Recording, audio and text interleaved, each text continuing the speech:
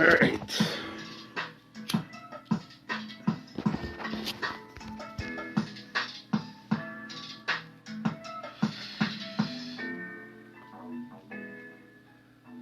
Turn this down a little bit. How's everyone doing? Hope the holidays treated you right.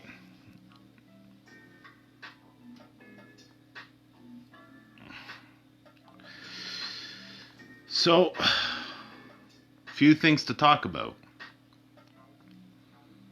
Hold up here, let me get the computer going.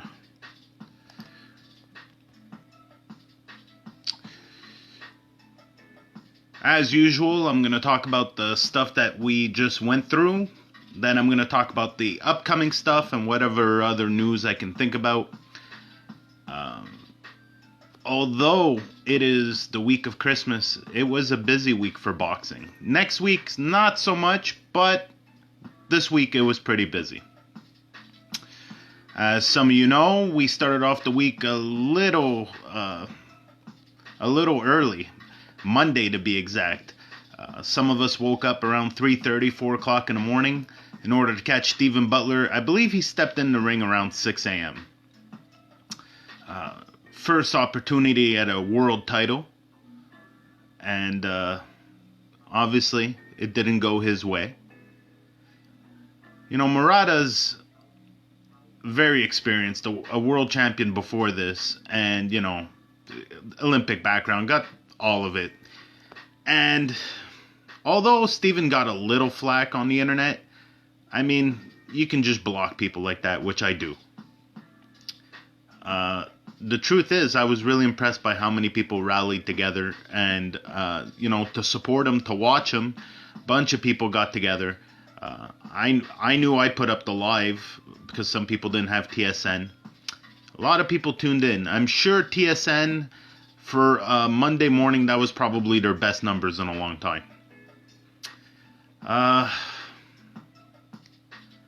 Listen, what can I say that hasn't already been said? It's a second loss. First world championship opportunity. And I say that because, like it or not, I think whether you're a fan of him or not, you need to understand the circumstances that he's 24 years old. You know, 31 fights. He's 24 years old. He's got the entire world ahead of him. So, you know, learning experience. It sucked. I would have preferred he would have lost the decision, but I get it. You know, there's flaws to his game. He's not perfect. We knew that going in. But, you know, Murata, I was hoping Murata was ripe for the picking, to be honest. And it was a good move. I don't think this was the wrong move for Stephen Butler. He's got a clear indication of what he's got to do in order to improve. And if he wants to compete at that level, he's going to have to make some changes, which I'm sure he's aware of. Nothing huge, you know, just some fundamental stuff he's got to work on. Look, he's, like I said, he's 24. He's not even in his physical prime yet. So, you know, he's just starting to become mature, and he's a young father. So, like I said, I was more impressed with the positivity that came from the whole situation than the negative that was out there. Although there was some, I mean, but you know how it is. People that can't do a push-up will judge. The sport is brutal, but it's honest. With all the dirty politics and bullshit that goes on in boxing, you know, the two guys in the ring know the truth. And I think Steven came back humbled. And like I said, he's going to double down. Just keep your eye on him. You know, 2 years from now is going to be a long time. It won't feel like it right now, but it will be. And I think you'll see a major improvement within him in the near future. Nothing but good vibes for Stephen Butler. He's got a great team behind him. No question he'll get work in 2020. So looking forward to seeing him soon. I'm confident he's got at least 2 fights left on his Golden Boy contract too. So they're going to keep him busy. I'd like to see him back here at home, just to make things easier on the camp and whatnot. But, if he has to travel, he can. Next up, Showtime. Pay-per-view. I got a couple complaints here. Number one, that it's pay-per-view. I mean, it's 2020. TMT's supposed to be, big business. Al Heyman, you can't be gouging people anymore. It just don't work. The card was good, and they're lucky it was, because for $66. But you see, as a Canadian fan, as a Quebec fan, I got another issue. The whole point of Showtime is getting the Showtime announcers, getting the Showtime vibe. Okay, HBO is gone. So the whole point of having Showtime or ESPN or all of those is to have their unique take on it. And I like Showtime's team. In Quebec, it was only available in French. Yeah, not a fan. Not a fan. I have no idea who they picked to do the announcer job, but usually I don't like it. So, I mean, I understand if I'm stuck, but we're talking about $65 here. I should have a fucking right on what language I choose to listen my fucking boxing in. Annoyed me to no end, especially in the business where you're trying to get money. They should fucking offer it in Chinese if they fucking can. It doesn't make sense that you'll force people to order it in French here in Quebec. Showtime's not available to us. What do you want us to do? And then even if you went off Jean Pascal's site, which was cool, which is the thing I wanted to mention, although it was pay-per-view, I was interested in the fact that Badou Jack, TMT, and Jean Pascal all had links on their own personal websites. Got me thinking about a lot of things. But nonetheless, I mean, I understand French, and it's not about that. I'm paying $65 for Showtime. I want the Espinoza product. I want the Al Heyman product. This is what I'm paying for. I'm paying for the interview in between rounds with Mayweather, not to hear Bernard Barre. I'm not going to pay $65 for that, and I'm sorry. So, the card. Solid card. We'll skip through. We'll skip through. You know what? Let's just switch the fucking main event and the co-main. We'll just do those two. The main event, which should have been the co-main, Gervonta Davis, Gamboa. Something happened to Gamboa. His shoe or his ankle or his Achilles. I don't know. Regardless, I think Gamboa is going to need to take a long time off, depending on what the injury is. I don't want to say he's washed up, but I don't think Gervonta fought the best Gamboa. That being said, it did almost go to fucking distance. Now, a lot of people are shitting on Gervonta's performance, mad at him because he didn't make weight at first. There's questions about how serious he's taking his training and how, if he's partying too much and doing stupid things. But overall, I think it was a decent performance. The only thing is that it obviously it kills any conversation of Lomachenko. You can't have the Gervonta Davis that went 12 rounds with Gamboa fight Lomachenko. It's not going to work. Ryan Garcia, maybe. Stay away from Devin Haney. Don't get into Twitter wars with Bud Crawford. Bud Crawford will snatch your fucking wig. Gervonta's cool and everything. I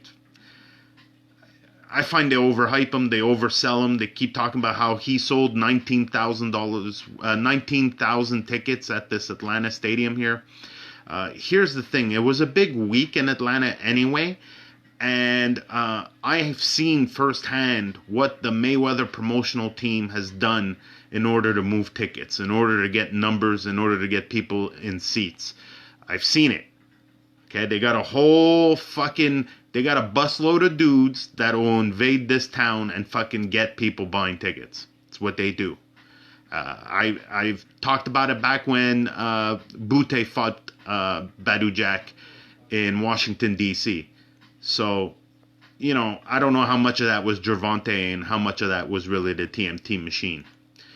That being said, now the fight. What a fucking beautiful fight. Jean-Pascal, Badu Jack. I mean, I knew this was going to be a fucked decision. I knew there was going to be something weird. Like it or not, it's Badu Jack and Jean-Pascal, and both guys are like, if you're a gambling guy and you're working odds and shit, these must be your two most hated fighters.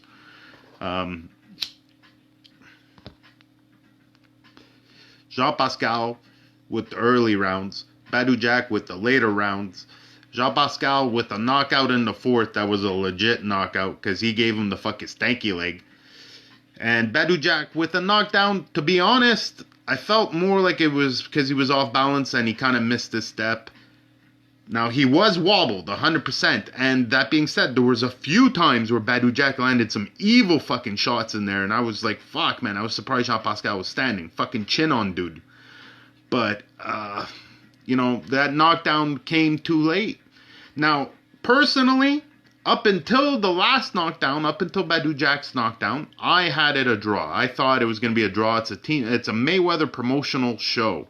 Okay, he's a Mayweather fighter. I've seen this 1,000 times. I was convinced. At a minimum, Badu Jack, if he was losing, was going to get a draw. But then he scored the knockdown, and I was like, oh, well, there you go. This gives them everything they need in order to say he won. And so after the knockdown, I was like, okay, maybe they got it 114, 112 for Badu Jack. They start reading out the cards. Well, god damn it, we're on the right side of things for once. For all the fucking times we've been screwed over on tough calls, we got one. None of the judges were from Canada. No bullshit, no weirdness. We just got the luck of the draw. The judges saw the right fucking thing. And all that early work, and even in the activity for even the rounds that Jean-Pascal lost, he was active in.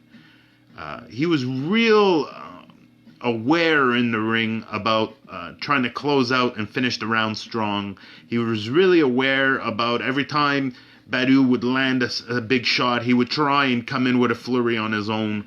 So all of that is from experience and trying to win over judges. The other thing I want to highlight is that normally we're waiting for the big fucking overhand, but the hook, the left hook's what set everything up in this fight. Beautiful left hook. He was timing him with it. That's something new to his arsenal. He wasn't using it like that before. I gotta give his team kudos on that. The left hook was definitely something interesting. Fucking solid fight. Don't be shy to share your fucking thoughts on it. What a way to close out 2019. To think we're going to go into 2020 and Jean-Pascal is still a fucking player in the game. Dare I say it, in the top 5 right now. God damn it, Jean-Pascal won't go away. He's the brand new B-Hop. B-Hop 2020. Alright, let's just check here. Steve Rainfold, yeah, Gamboa fought on one leg, but, I gotta give him kudos. If his shit's really torn, if his shit's really fucked up, I gotta give it to him for finishing the fight. I like Gamboa. I picked Gamboa to win that fight. Lopez Loma, yeah. Okay, so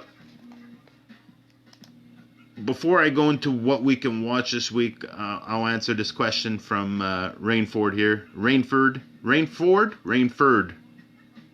I guess it depends where you come from. Alright, well, Steve wants to know my thoughts on the Lopez-Loma fight. Now, I like Lopez, and personally, I would have liked him to wait. Lomachenko is not going to be there for another 5 years, okay? It's an age thing. He's going to be at the top of the game. He could have waited. He could have waited and faced him eventually. Could have Mayweathered it a bit. And I get it. He's a young bull, and like I said about Stephen Butler, losing to Lomachenko is, yes, obviously it's not what you want, but it's not such a bad thing, right? if you're gonna fucking get an L, try and get an L from the guy at the top of the game. So at least you get an idea what the fuck you got to do different in order to fucking come back stronger from it. That being said, I really like Teofimo, and I think if somebody could catch Loma, because Loma's been touched, it's happened, right? He's been rattled. He's never been fucking ruined, but he's been rattled. And Teofimo's got that fucking firecracker pop where that shit just goes off and surprises you. But that being said, I see Loma treating it with the accurate and proper caution and probably, just doing something pitch perfect, not making any mistakes. All right, let's just check here before I move on.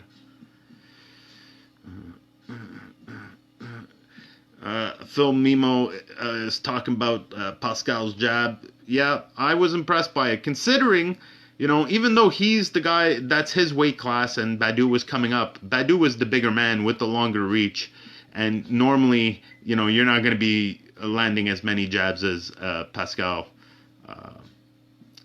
Pascal was using the jab well. That being said, fucking Badu Jack's right hand is fucking sneaky as fuck. Steve Rainford. All right. So, let's just talk real quickly. I got a few other things to talk about, but let's talk real quickly about what we can watch this week. So, yeah, I already talked about that. All right. If you're up, and if you feel like it, Tuesday morning, okay, you're going to have to hit me up for a link for this, but it's going down in Japan. Japan always has a New Year's Day event. I think it's the coolest thing ever. I don't know if the crowd's in Montreal. I don't think we should put that many people on New Year's inside the Bell Center or something. I see it being a clusterfuck. But in Japan, they do it and it works well. They've got a few title fights on here. Two dudes making their debuts. Female flyweight title here. Super flyweight title for females again. Okay, super flyweight, Ioka versus Javier Cintron. Javier's 11-0. Ioka's 24-2. It's for the WBO super flyweight title. Then flyweight, you got Tanaka versus, oh Jesus, Wulan Tuolohezi. Not saying it again. That's for the WBO World Flyweight title. And then Super Bantamweight WBO Asia titles on the line between Kuga and Ramanal. Now, like I said, that's going to be Tuesday, New Year's Eve, the 31st, early in the morning. Then we got to wait till Friday. Friday on the Fight Network, not the network, actually, not the TV show, Fight, F-I-T-E app. There's a card going down. It's the only boxing we're going to get this week. Live boxing, anyway. There might be a few other things on Facebook. I might find a few other links, but to legit watch, this is the only one that's on Fight. It's going down in Ohio, Cincinnati. Welterweight who's 9-0, Toller, versus a guy that's 4-2. A guy that's 10-0 versus a guy that's 4-2. Listen, it's a local card, and it's the only boxing we got on actual TV. So take it in. Take the week off, I guess. I'm still going to do my show because that's what I fucking do. Let's see what I should talk about next. Yeah, we'll finish with that. Let's see if anyone else has got anything. All right, so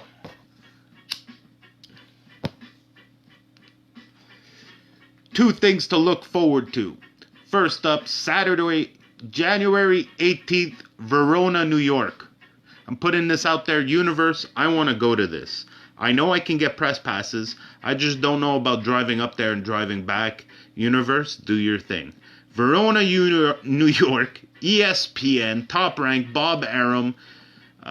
It's going down at the Turning Stone Casino. They haven't even announced the rest of the card, but the main event, our man, the Storm, Elder Alvarez, 24-1, versus Michael Seals, 24-2, for the vacant WBC Continentals light heavyweight title. So, Alvarez wins this title. It'll mean that Beterbiev has the main WBC. Alvarez would have the Continental's WBC, and our man Jean Pascal would have the silver. I do not want Pascal or Alvarez to fight Beterbiev. Hell, I don't want anyone I like to fight Beterbiev. But goddamn. And Alvarez and Beterbiev had the same coach, so I got at least that going for me. But Pascal's a crazy son of a gun, and he's his own promoter. And a lot of people were talking about, oh, we're going to get Pascal here at the Bell Center. I don't know about that. You see, this leads me into my other thing. See, relationships between Top Rank and Mayweather Promotions and PBC have been strained here in Montreal. Now, that's a fact you can't dispute. The reason it's a problem that you can maybe argue about, there's rumors, and I'm not going to fucking twist a knife in anyone's back. That being said,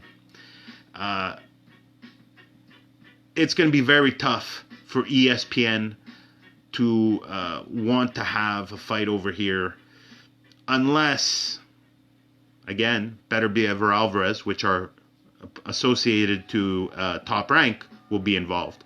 And then the same goes for Mayweather or PBC. They don't have anyone, they don't have any skin in the game, so why would they want that? Unless they were to try and force a Badou Jack rematch, and then obviously they're going to want to do it on their home turf. They don't need Montreal if Badou Jack's fighting.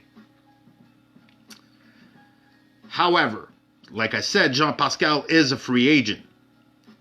And Jean Pascal, right now, if you go look on BoxRec and you look at the top 8 guys at light heavyweight, it's all over on ESPN and Top Rank.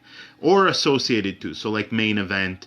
The point is, Kovalev, all the dudes that you would want in that weight class, the top 8 guys, look, Bivol, Kovalev, Beterbiev, Alvarez, Gilberto Ramirez, who hasn't fought in a while, Usyk, who's looking for a comeback, Jesse Hart, who's going to be fighting Smith soon.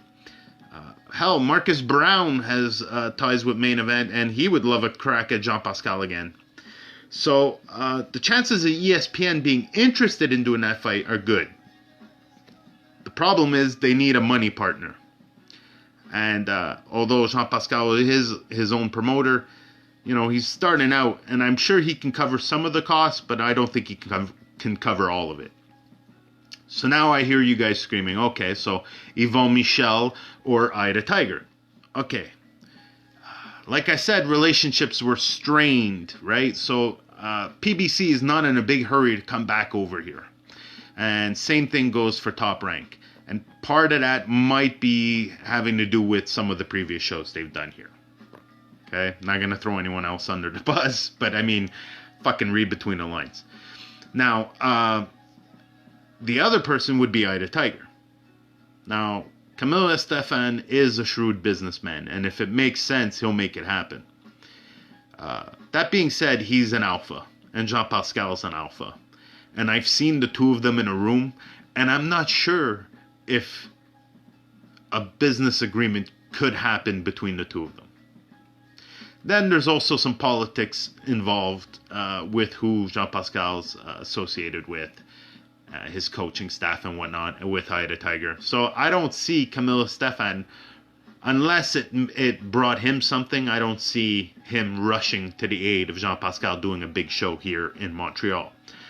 But they could do something in Verona like they are doing for Elliot or Alvarez, where we can clearly fucking drive to if you don't have a criminal record. So,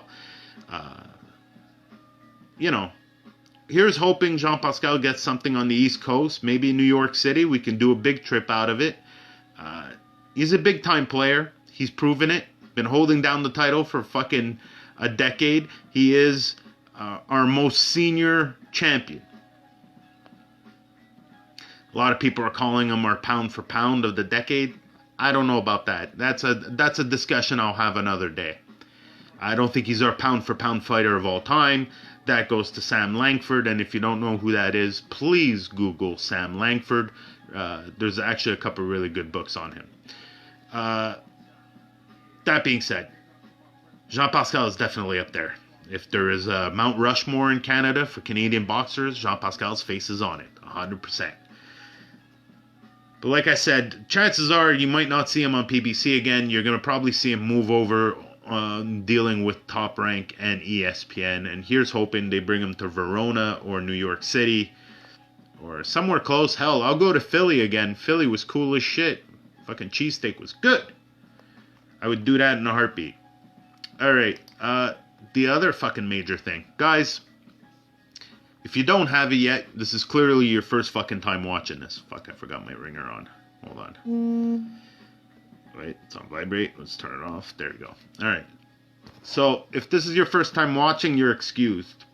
Okay? But otherwise, guys, punchandgrace.com.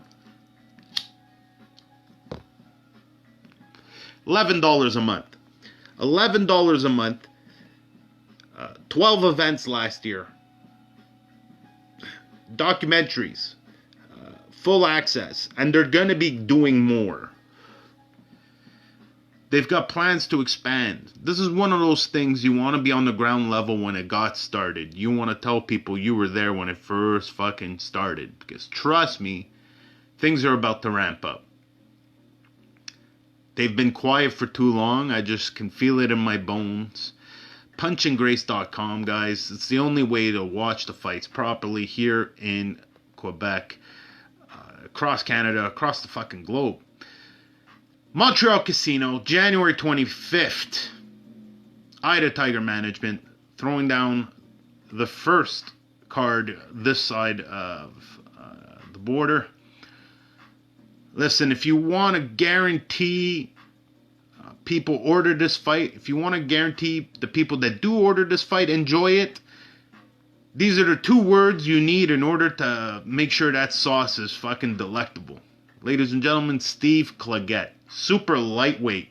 They just announced his opponent, Ricardo Lara. I'll get to him in a second. If you don't know who Steve the Dragon Claggett is, you're doing yourself a disservice and you need to learn a little bit more boxing. Fucking talented Canadian, up there in the pound for pounds of best Canadian boxers out there. Stepped up to every fucking challenge he's ever been handed. Been handed some shitty fucking opportunities. Some shitty outcomes, that is. And, now he's got Ida Tiger behind him. I want to see him go for one last run. I want him to get to that stage. I want him to showcase. I know what he's capable of. And I want everyone to fucking be able to see it. Steve Claggett is a thing of beauty to watch box. He is fighting Ricardo Lara. If you know the Lara name, that's because a few years ago he fought Metzer Germain. And not so long ago he fought Tony Luis. The guy's got 7 losses, but trust me, they're spread apart and nobody fucking ruined the guy. Steve Cleggett's gonna fuck this dude up. That's what's up. The rest of this card, there's no opponents yet for the rest of the card, but here's guaranteed action. So first off, shout out Thomas Chabot, gonna be making his debut, welterweight, super interesting amateur fighter. I had my eye on him. I knew he was gonna turn pro eventually. It's gonna be great to get to see him at the Montreal Casino, and you can watch him too for $11. You can get on the Thomas Chabot train nice and early. In her second pro fight, lightweight Leila Baudouin. I've only seen one fight of hers, and so far so good. I'm interested. I believe women's boxing is on the rise. I hate even using the term women's boxing because the truth is it's just fucking boxing. But, with the increased popularity, hopefully the lines will blur even more. And with the fighters that Ida Tiger and with fighters like Marie-Eve Dicaire, who have laid down the groundwork, and Kim Clavel, the sky's the limit for the girls in the future. So I'm really pumped about what the future holds. Super welterweight. This kid's fun as hell. Bad intentions. Raphael Courchain. A lot of fans were disappointed. Wanted to watch him at the Bell Center. The commission just rushed things along. We were running too late, and he didn't get to fight after all. But his fans are going to get a chance. I'm sure that there's going to be a very large Corshane crowd at the casino. But that being said, again, you can watch him, punchandgrace.com. Super welterweight, Jordan Balmier. Happy to see Django back in action. Fun, super welterweight. He's been honing his craft. I just want to see what opponent they'll find for him. Super middleweight, Vincent Vendetta Thibault. 9-0, looking to make it 10-0. Super middleweight on the rise right now. Middleweight, Clovis de Relais. Fucking strong as a bull, this kid. Middleweight, 11-0. They've got his opponent, but we're not even going to talk about him yet because I'm going to keep this moving. Next up, light heavyweight.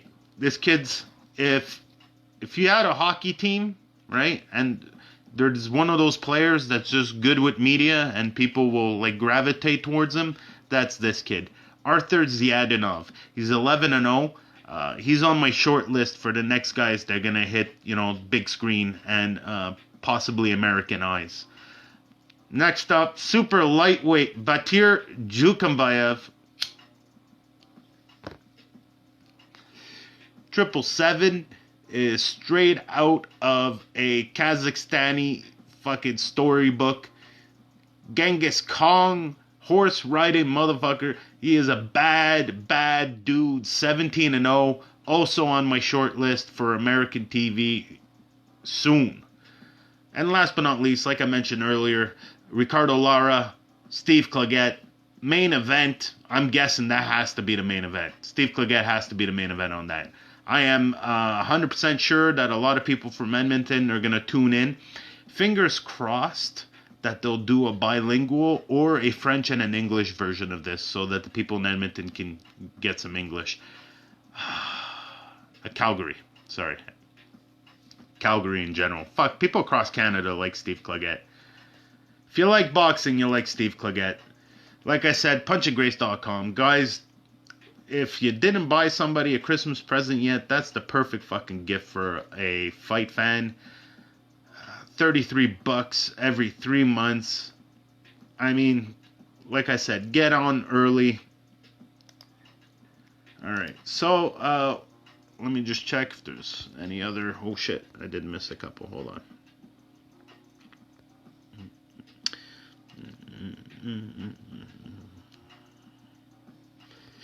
Manuel Berretta's got money on Alvarez. Yeah, I don't bet on boxing, but that's a good bet. So chances of seeing Pascal fight in Montreal is about 5%.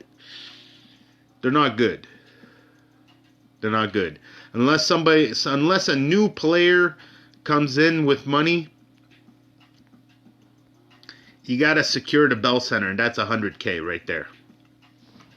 All right. So, real quick, I just want to shout out a couple fighters. Listen, we got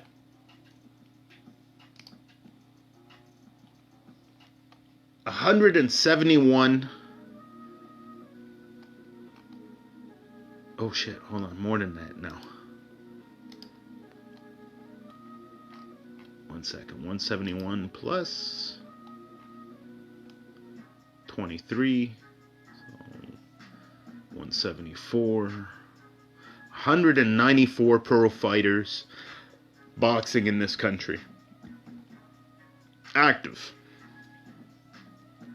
It's a good year. 2020 is going to be a lot better.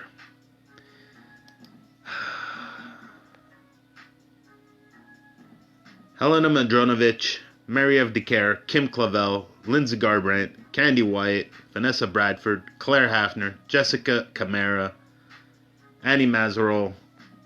The list goes on. There's 23 pro female fighters right now. I could shout them all out.